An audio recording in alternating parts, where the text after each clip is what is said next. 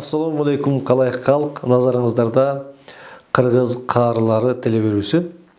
Бүгүн биз Кыргызстанга аттын кашкасындай таанымал, миңдеген шакирттерди чыгарган эң ыйык Куран Керимдин устаты Шамсидин Карекебизди конокко чакырып отурабыз.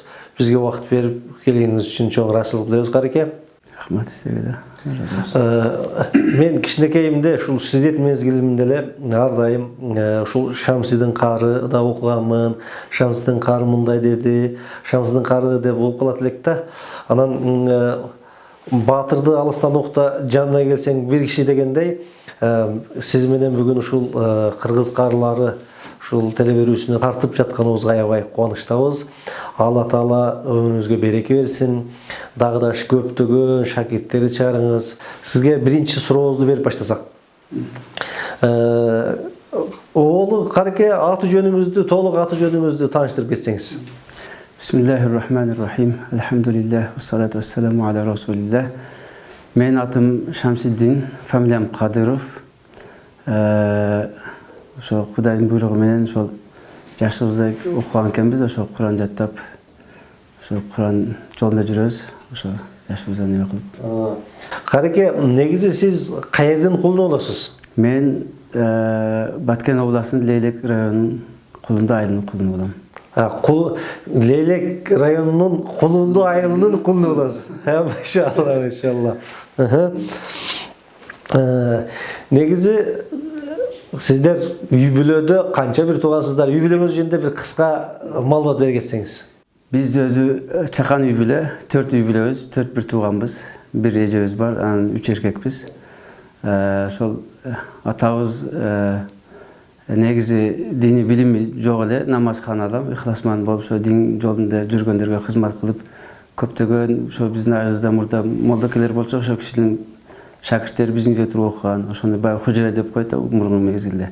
Ошолорго кызмат кылып, үйдү бөлүп берип, баазы заманда квартира дейт, ошо бекерде берип, окутуп, неме балдарды окутуп неме кылып жүргөн. Атам өзү ошол негизинен ошол айтсам колхоздо ошо баягы мал чарбада жүргөн киши. Анан бизди окуткан бардыгыбызды. Мен Сизди карычылыкка окутту? Мен карычылыкка окутту. Менин чоң агам илим окуган, алым. Ал дагы диний илим окуган. Диний илим окуган. Машалла. Кыргыздарда жакшы сөз бар да, аккан арыктан суу агат дейт да. Балким ушул карылар, балким ушул молдолор, сиз атаңыз жөнүндө сөз кылып калдыңыз. Атамдын мындай илими, диний сабаты андай деле жогору эмес болгон деп. Балким сиздин чоң атаңыз молдо болгон чыгар, балким ушу жети атаңыздын бири кары болуп чыгар, балким таяка тараптан бир карылар болуп жүрбөсүн дегеним. Негизинен карылык эмес го, ошо диний жагынан маалымат болгон. Тайталарыбыздан, чоң аталарыбыздан болгон. Ошо диний немеден ошо менин энем раматтуулук өтүп кетти. Ал киши ошол тайтабыздын көптөгөн сөздөрүн айтчу эле да. Ошо эстерде бар экен, көп окуту, ошо намаз окуу диний сөздөрдөн, баягы макал лакап сөздөрдөн көп айтып жүргөн да. Ал ошол энем айтып жүргөн сөздөрдү аз окусам, ошо азыркы заманда ошо барып акындын немелерин мен тайтам айтып жүргөн экен. Мисалы, баягы карам көлгө киргенде качып жыгары эшик жок, аяк бияк караганда тешик жок дегенде ошо бир сөздөрдү айткан да, ошолорду энем дайым айтып жүрчү эле. Машалла. Демек сизде андай деле терең илими, чоң аалым болбосо дагы, бирок динден кабары бар адамдар болгон. Намазын окуган, жүрөгүндө ыйманы бар адамдар болгон.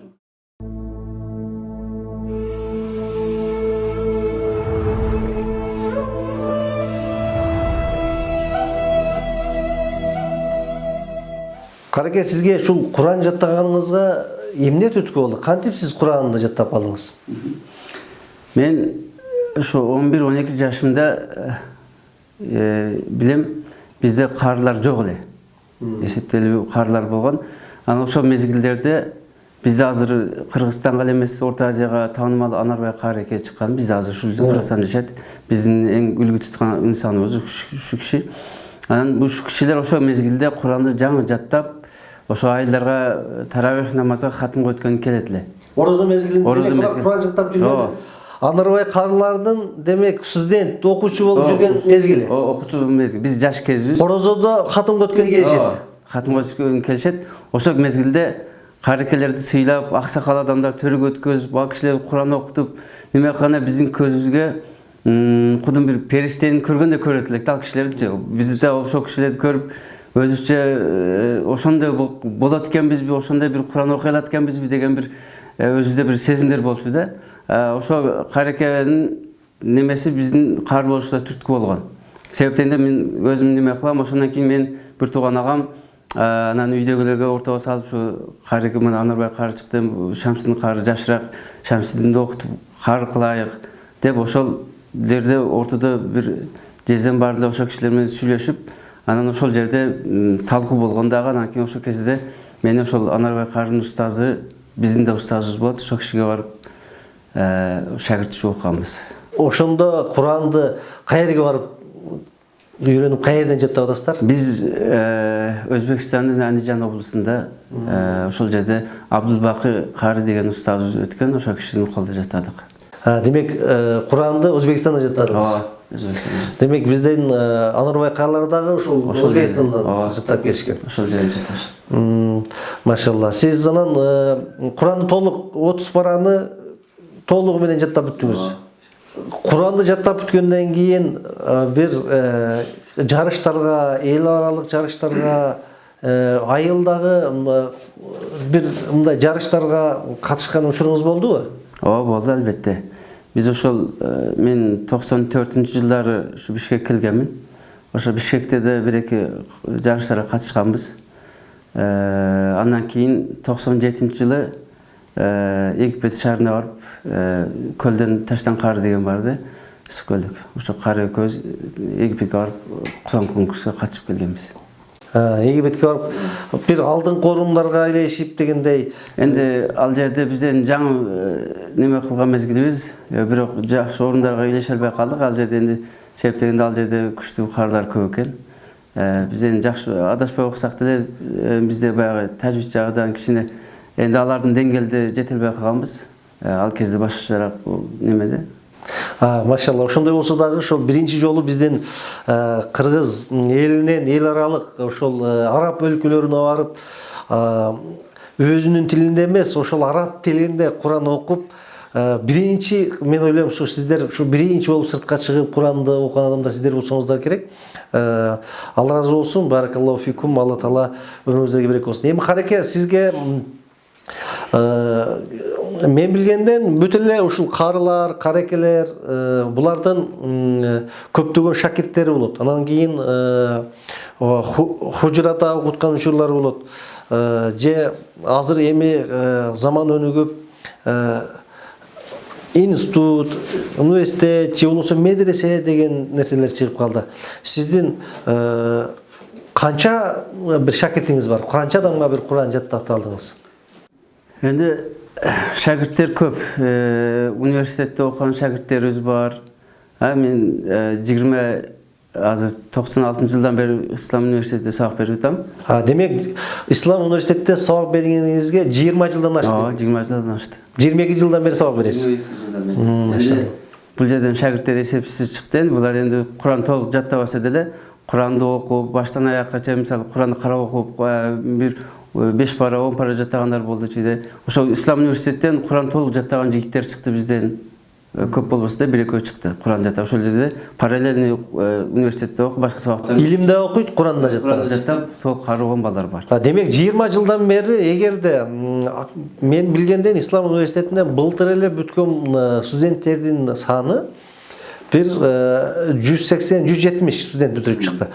Эгерде 22 жылда жок эле дегенде 100дөн эсептегенибизде ошондо бир миңдеген 22 миң, 30 миң, 40 миң деген бир студенттерди Куран ошондой болуп калдык. Эсеби жок, эми ал эсеп билбейбиз. Андан сырткары мен мурда өзүмдүн ошол жашаган жеримде бир жерде кичине бир медресе сыяктуу кылып, балдарга да таалим берип жүргөм. Ал жерде кичине баягы кийинки заман шартыга туура келбей калып, ал жер жабылып калды. Ал жерде деле бир жок дегенде 30-20 бала окуйт эле. Ал жерде бирок Куран толук жаттайт эле балдар. Демек сиздин сиздин сөзүңүзгө караганда мен ушундай түшүндүм. Сиздин шагирттериңиз демек экиге бөлүнөт. Куранды толук жаттагандар, андан кийин жөн эле Куранды окуганды үйрөнүп 10 пара, 5 пара, 20 пара жаттагандарга бөлүнөт турбайбы? Куранды жаттабагандар демек ал миңдеп саналат. Куранды бүтүргөн шакирттериңиз барбы? Бар. Бизде энди ал эсептелүү болгон менен азыр жаттап бүтүп кызмат кылып аткан жигиттерибиз бар. Ошо жаттап алып башка жерлерде дагы сабак. Канчага жетишим ушулар? 100гө жетеби? Жок, 100гө жетпесе да бир 20-30 бар. 20-30. Ошол сиздин азыр Кыргызстангабы же ушул аты танылып калган белгилүү шакирттериңиздерден барбы? Кимдер азыр шакиртим деп айта аласыз? Шагирттер энди белгилүүлөр көп энди. Бизде белгилүү өзгө аттын кашкасын таанып Чубак ажы деле сабак берип калдым. Биздин Чубак ажыга деле сабак бергенсиз. Чубак ажы да сиздин шакиртиңиз демек. Иншаллах. Кудайым устазым деп жүрөт, ал деле танбайт.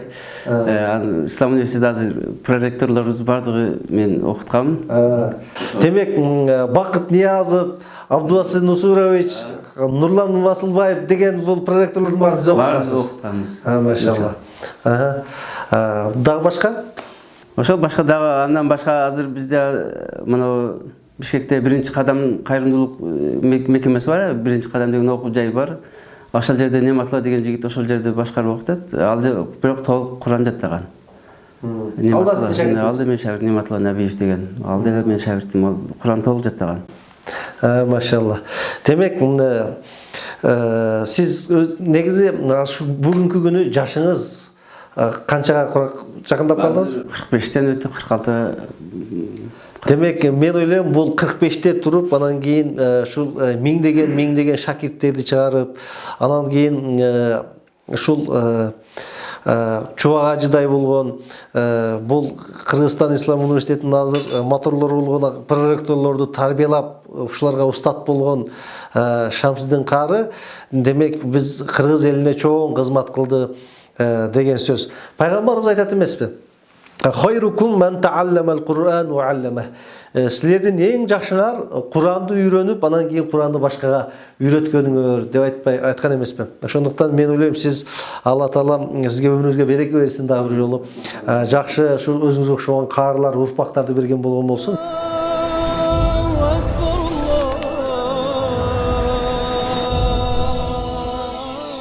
Карекенан дагы сизге бир суроо да. Ошол студент мезгилиңиздерде азыркы бүгүнкү күнү эл башчыларыбыз деле, могул депутаттар деле мындай уруксат берип, илим алыш, ислам жөнүндө окуш мындай аябай жеңил болуп калды да. Көп алыс кетпей эле, ушу мен окуп жүргөн мезгилде, мен мектепте окуп жүргөн мезгилде эле Куран окуш бул чоң өзүнчө түйшүк болчу. Молдо болом десең, өзүңчө бир мындай башкача көз караштар менен каралчу. Анан кийин сиздердин студент мезгилиңиздерде кандай бир учурларга дуушар болдуңуздар? Албетте биз окуганда деле ошо союз мезгилде окуп калдык. Баштаган биз бүтөр жылдары кичине жеңилдеп союз тарапы болгон. Бизде деле жашынып, баягы хужрави деп коет, квартирада мындай айтканда. Ошол жерде хужрада жашап, ошол жерде окуп, устазга үйүнө келип кечинде сабак алып, анан кетчү элек ошол. Демек, жашынып келесиздер, анан устаттан жашынып сабак алып, анан жашынып кетесиздер. Мисалы, устаздын үйүнө келгенде, ошо көчөдө эч ким жок болсо үйүнө кирип кетет элек. Чыкканда да аяк бияк карап, эч ким жок болсо чыкчу мезгилдер болгон да. Субханалла. Ошондой кыйын доорлордо окудуңуздар. Мен айтар элем да, ушул биздин азыркы студенттерге, илим талап кылгандарга, бул биздин заман, балким алтынга баалагыс аябай кымбат заман да.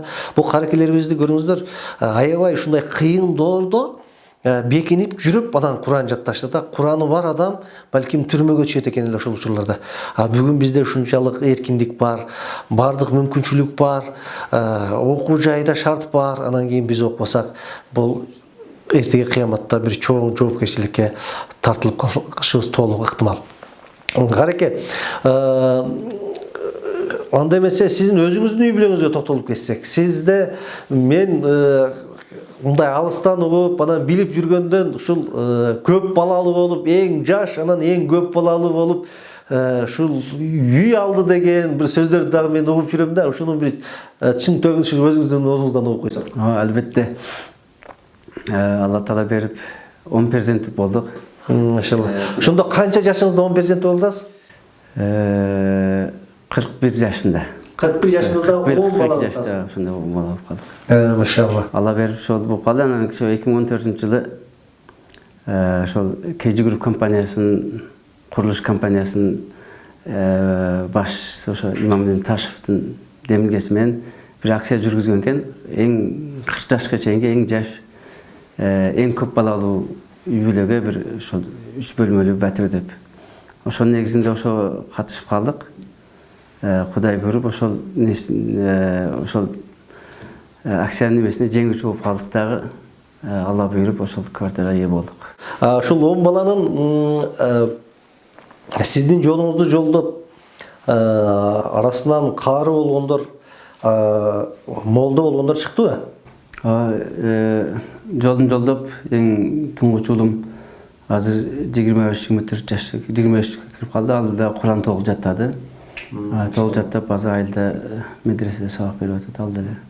Атасынын жолун жолдоп, демек бир уулуңуз толук Куранды толук жаттап каары болду. Кыздарыңызданчы? Кыздарым Куран жаттаган жокко, ошо илим жолунда чоң кызым Ислам университетти бүттү өзүздө.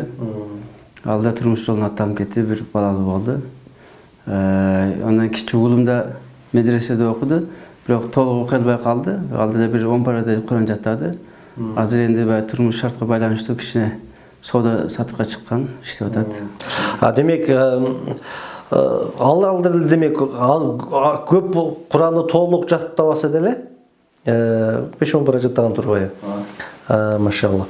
Андан кийин караке бизге андан кийинки сурообуз ошол Куран жаттап жүргөн учурда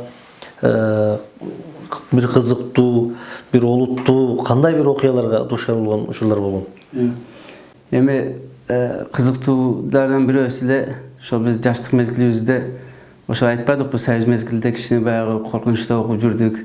Анан ошо мезгил окуп жаткан мезгилибизде эле бир жерде ошо бир баягы хужура деп коебуз го, хужура баягы квартирага кичине мелиса келип балдарды ыз кылып кармаган экен ошол кез мезгилде. Анан баягы коркконубуздан биз деле чыгып кеткенбиз да, энди баягы түн жарымда чыгып, анан вокзалга барып вокзалдан ары бир жака кетебиз деген ой болгон. Мен жаш болгом ошол кезде бир 16-15 жаштарда. Анан көчөгө чыкса эле милициялар эле жүрөт да. Кудум бизди издеп чыккандай эле көзгө коркуп аякпай алаңдап жүрөбүз. Ошол мезгилде бир-эки милиция колго түшкөнбүз, кармап калган. Анан кийин ошол эчтемкебиз жок, документибиз жок. Биз апарып ошол детский колоннага алып кирип, жаш балдарды караган неме бар экен, ошол жерге алып кирип ошол жерде бир 5-6 күндө жатканбыз. Анан ата-энебизге кабар барып, аяктан атам келип чыгарып кеткен, андай болуп. Энди ал жерде биздин окуганыбызды билген жок, эми көчөдө тентип жүрөт деген эле бир неме менен не болуп калганбыз да. Ошондой кызыктуу окуябыз ошол бир милиция түшүп 5-6 күн жатып чыкканбыз деп. Демек, ушул окуу молдокелер да ушул окуткан устаздар да демек мындай коркуп качан үйдү келип басып кетет экен, качан түрмөгө түшүп калат экен деген бир коркунуч менен. Ошондой жашырууну ошо өтө коркунучтуу мезгилде. Ушундай коркунучтар менен болгон бир маалымат түшүп калса, окуучуларга жооп берип жиберет эле. Үйүнө каникулчу 5-6 күн же болсо 1 айга барып эс алып келгиле деген тыйнак менен ушундай маалыматтар болуп калса, жооп берет эле. Андан кийинки сурообуз, ушу устазыңыз жөнүндө кичине маалымат бере кетсеңиз. Кандай адам болгон эле устазыңыз? Устазыбыз эми жанагындай бир эле Өзбекстан эмес, Орто Азия, ушу керек болсо СНГ боюнча эң көп каары чыгарган устаз болгон. Ал кишини биз азыр мактанып атабыз миңдей деп, ал кишиники эсепсиз да. Мисалы, эң атактуу каарларды көп чыгарган. Азыр Орто Азияда мен да байкап келсем, көп жерлердеги каарлар бир каарын чыгарсаң да, бир каар болуп келген кишини уксаң да, ошол кишинин шагирти болуп чыгып келет да. Өтө көп каар чыгарган. Мисалы, бир жагы Тажикстан, ал жагы Түркмөнстан, бир жагы Казакстан, өтө ушундай окуп, Россиядан берки окуган каарлар бирок өтө көп каржы чыгарган. Мисалы бизде университеттерде, медреселерде 20-30-дан 40-тан бала чыгып атпайбы? Ал кишиде жалгыз эле бир кишиде ойлосоң жылына 40-30-дан каржы чыгат эле да. Иншалла. Кар болуп чыгат эле. Жалгыз окуткан ушу. Өтө белгилүү инсан болгон, Өзбекстанда, Орто Азияда өтө урматтуу киши болгон. Ал кишини көргөндө эле бүт баардыгы урматтап неме кылчу. Машалла. Анда эмесе кареке, анда өзүчө ушул Куран боюнча бир маселети отурсук. Сиз Куранды жаттаганда кандай ыкма менен жаттадыңыз? Куранды жаттоонун кандай бир ыкмалары, жолдору бар? Енді Құран жаттаудың ықмалары өте көп. Мысалы, біздің Орта Азияның өзінше ықмасы өзінше. Мысалы, түрк мемлекетте, Түркияда башқаша ықмамен жаттады, Арабтарда башқа ықмамен жаттады. Біздің Орта Азияның ықмасы негізінен Құранды баштан аяқ жаттап кете беретілі. Жаттап кете, Құран бүткөнгечен артын кайталоо жок болот эле. Себеп дегенде, устаздын талабы боюнча биринчи окуганда эле şu жаттоодо эсепти көп кылат. Мисалы, бир бетти жаттаганда 300-400 жолу окугула деген талап коюлат эле да. Ошо талап менен Куранды баштан аякка, мисалы, 2 жылда бир бүтүрсө, анан калган экинчисинде, экинчи кайталоонда ошо кайталоо менен бүтүп, ошо орозду таравих намазга хатым өтөт эле. Негизи көбүнчө ошо таравих намазга басым жасалат эле бизге хатым өткөнгөчө. Бир пар жаттасаң да хатым өткөзөт эле, 2 пар жаттасаң да хатым өткөзөт эле таравих намазгачы. Ошо таравих намазынын берекеси менен Куран бекемделет эле да. Демек, Куранды бир сыйра 300-400 жолдон бир бетти жаттап өткөзөсүң, ошентип Куранды аягына чейин окуп бүтөсүң да, анан кайрадан башкадан кайталоо иретинде да башкадан экинчи жол жаттап кетесиң да. Экинчи. Бизде Орто Азияда ушул ыкма белгилүү болуп кеткен. Азыр жаңыдан окуп аткан медреселер бар, алардын ыкмасы деле ар кандай өзгөрүлүп кеткен. Ошо бир пар жаттаса, бир пар кайталоо менен ушундай ар болуп атат. Негизги эски ыкма ошондой болуп жатталган. Сиз азыр биздин азыр мен курактуу жашы өзү 30-35те, 20-25те, анан кийин Куран окуй албай атам, жаттай албай атам деп жүргөн студенттер толтурда. Ошолорго сиз кандай насаатыңызды берет элеңиз? Кандай ыкма менен жаттаган абзел деп ойлойт элеңиз? Энди жаш өткөн энди бул Куран өзү оор нерсе, кыйын. Оңой нерсе эмес да, Куран жаттоо. Албетте башталганда кыйналат. Мен айтат элем, негизинен Куранды көп кайталай берсе жеңил болуп кетет. Баягы айтат го, Куран өзү тартип эрежеси бар да, Куран жаттаган киши Куран окуганда Курандын берекеси баягы адептер бар да, Куран адамдын зейнин ачат дейт. Алла Тааланын сөзү болгондугунан ошо баягы берекелүү неме Куранды көп окуса, бир эле Куранга эмес, башка окууларга да Курандын пайдасы көп дейт. Мисалы, Куранды окуган, канчалык көп окуган, ошончо адамдын зейни ачылат. Негизинен буга биринчи баягындай кызыгуу керек, ыхластуулук керек, ошого тазалык керек.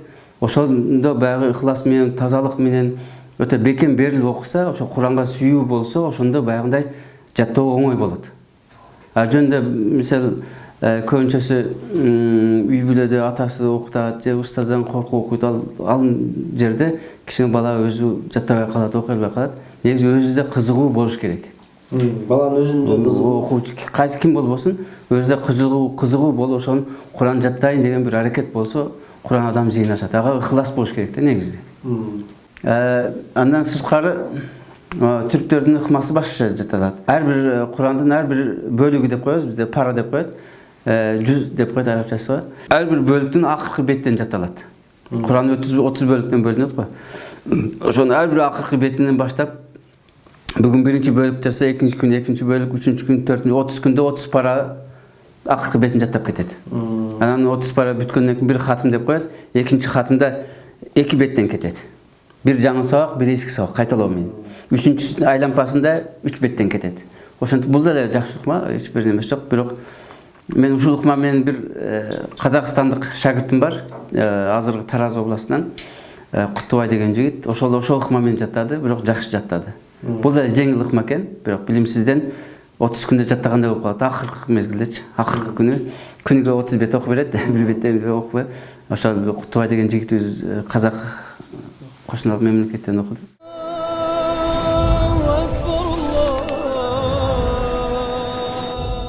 Demek siz Kur'an oku ıhmalarında kaysi bir ıhma menен okusa dele bir mesele yok. Mesele yok. Al bayağı oşo özde kızıgı boluş kerek, özde oşoga bir süyüsü boluş kerek de Kur'an okuganга bir negizинен Kur'an jattaганга adam özü taza boluş kerek, bayağı takvalık dep koyuyoruz goy. Oşoga bekem bolsa oşo Kur'an жақсы жат болот inşallah. Kur'an'da jattap atam bирок tez эле унутуп калып атам деген каракелерибиз да көп да. Алар кандай? Бул жана айтпадым биз 300 жолу 400 жолу окуйбуз депчи. Ошо тез эле эстен чыгарган киши аз эле окуп жаттабаган болот да. Bir 10-15 жолу окуп жаттап алат, тез эле эстен чыгып калат. Азыркы мезгилде мисалы университетте балдарыбыз, кыздарыбыз окутуп атабыз. Алар деле мисалы кээ бир ар кандай болот да, 5 кол бирдей эмес го. Бирөөсү тез эле жаттап алат дагы, эртеси 1 сааттан кийин, жарым сааттан кийин окуп бере албай калат да. Ошо аз окугандыгы ошондой болот. Сабакка эле өткөзүп берет, сабактан кийин эстен чыгып калат. Эстен чыкпаш үчүн кайталооду көп кылыш керек Кур'анда. Анда эмесе кареке ушул кыргыз элине ушул негизи Кур'ан-ы Карим бар эле ыйык, бар эле бар тилине окугун келет да. Бирок ошондой болсо дагы кээ бир адамдын мындай өз сүйгөн аяттары болот да. Ушул өзүңүз жакшы көргөн, өзүңүз мындай дайым окуп жүргөн bir sürüden bir sürü bir kısa nuskalı okup verseniz. Euzu billahi mineşşeytanirracim. Bismillahirrahmanirrahim.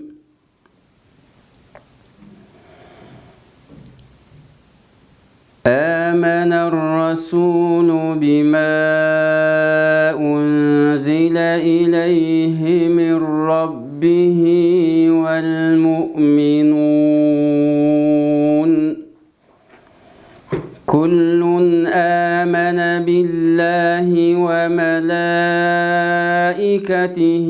وكتبه ورسله لا نفرق بين أحد من رسله وقالوا سمعنا وأطعنا غفرانك ربنا وإليك المصير لا يكلف الله نفسا إلا وسعها لها ما كسبت وعليها ما اكتسبت ربنا لا تؤاخذنا إن نسينا أو أخطأنا ربنا ولا تحمل علينا إصرا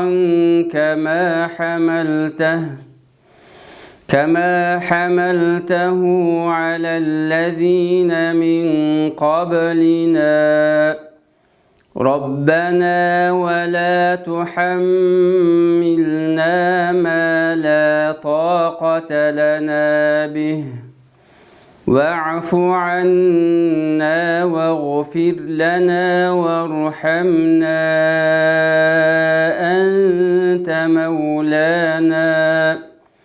أنت مولانا فانصرنا على القوم الكافرين صدق الله العظيم سبحان ربك رب العزة عما يصفون وسلام على المرسلين والحمد لله رب العالمين.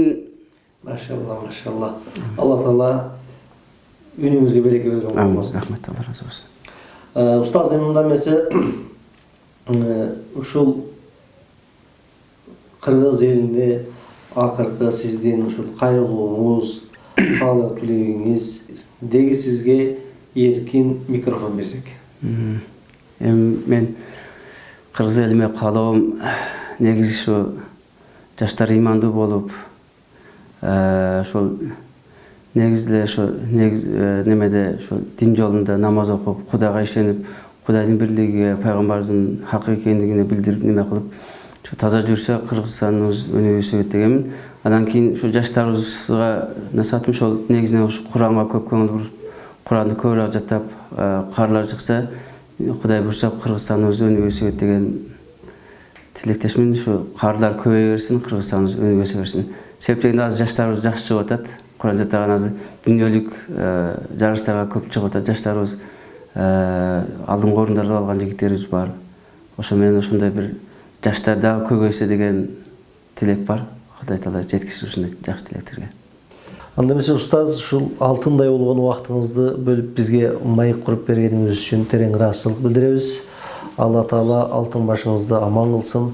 Ар дайым ушинтип жарык маанайда кыргыз элибизге эмгек кылып, миңдеген ушундай имандуу шакирттер чыгарып жүрө бериңиз.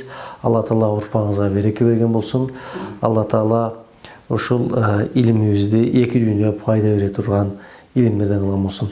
Ушуну менен урматтуу телекөрүүчүлөр, биздин кыргыз каарлары телебөрүшүнүн аягына чыкты.